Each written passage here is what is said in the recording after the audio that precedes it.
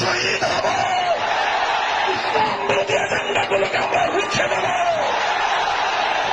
প্রস্তুত থাকবেন যে ইনশাআল্লাহ আমাদের চূড়ান্ত সফলতা, চূড়ান্ত গন্তব্য আল্লাহর জমিনে আল্লাহর খেলাফত কায়েম করা, মানব রচিত তন্ত্রমন্ত্রের জাতকল থেকে দেশ জাতিকে মুক্ত করে আল্লাহর জমিনে আল্লাহর প্রদত্ত রাজনৈতিক বন্দোবস্ত খেলাফতের ব্যবস্থা বাস্তবায়ন করবার জন্য আমাদের সংগ্রামকে আমরা অব্যাহত রাখবো ইনশাআল্লাহ।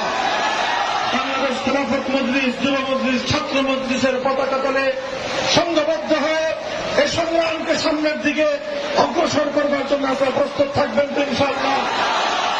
ইনশাআল্লাহ আমরা আছি আপনাদের সাথে, দেখা হবে রাজপথে, কথা হবে স্লোগানে ইনশাআল্লাহ। খোদার আকাশ, খোদার জমিন,